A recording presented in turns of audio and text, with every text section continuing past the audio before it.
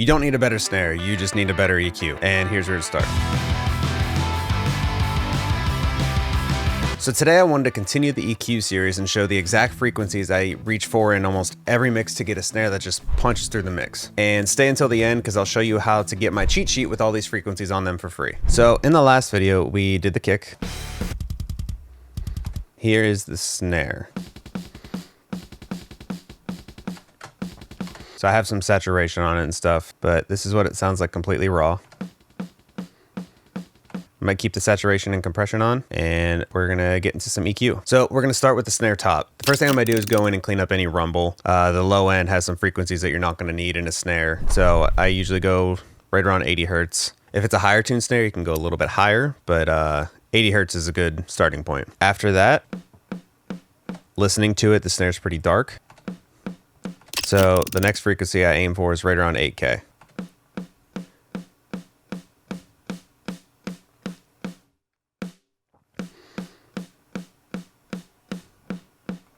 As you can see, I'm not being shy with it. I'm doing 8.5 dBs of 8K here. If it needs more, do more. If it needs less, do less. The next frequency I might go for is right around 3K. This is gonna add the snap of the snare.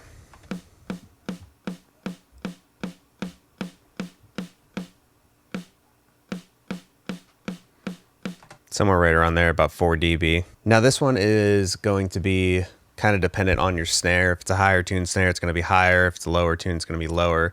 But this is going to cut out some of like the boxiness of it. And this is between 500 to 1K.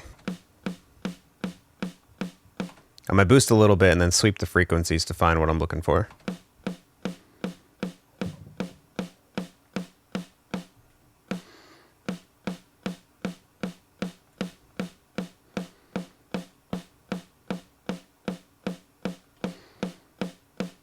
Then about 700 almost is where I'm not liking, so I might cut some of that out.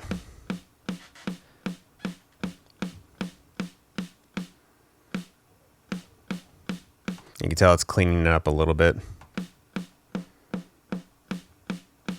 The next frequency is going to be the body of the snare. It's going to be like the punch of it. This is right around 200 Hertz. And then I'm going to use this bell here. Instead of doing a boost all the way down to, I don't know, 10 Hertz, this is going to center it more around that 200 Hertz. So I'm going to boost that. And then you can hear how it's really bringing out the low end body of the snare. And then the very last thing I'm going to do, this isn't super necessary for these drums because it doesn't have much cymbal bleed, but if you have a snare that has a lot of cymbal bleed, doing a low pass can clean some of that up. Go down to like 12 to 10, depending on what you need.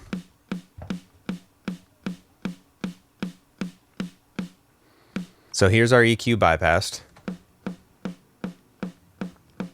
And then on. Sounds much better. So now let's go into the bottom snare and use those same frequencies. Clean up the low end a little bit.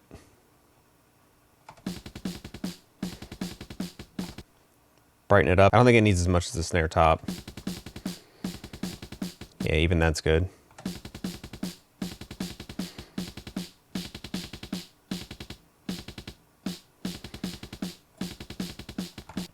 And it's 3K. We're gonna go down. That was right around 7. Since it's the same snare, it's usually gonna be around the same frequencies.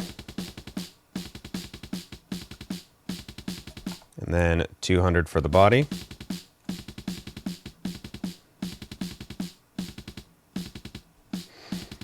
For the snare bottom, I might take the low pass a little bit more extreme. So I might cut out some of the super high end frequencies.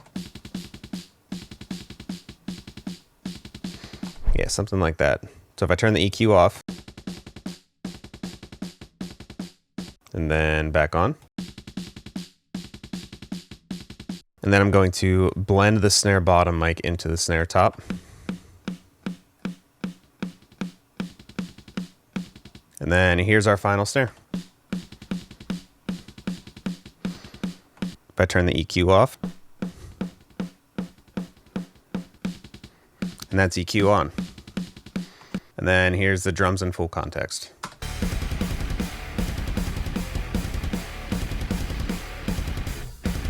Now they still have more work to do, and I'm going to continue this EQ series, going down and mixing each individual element of this. So if you want to see that, stay tuned. If you're looking to get the cheat sheet with all these EQ frequencies on it, ready to go, it's going to be in the link in the description. Go ahead and grab that. It's 100% free. And if you guys enjoy the video, go ahead and like and subscribe, and I'll see you guys in the next one.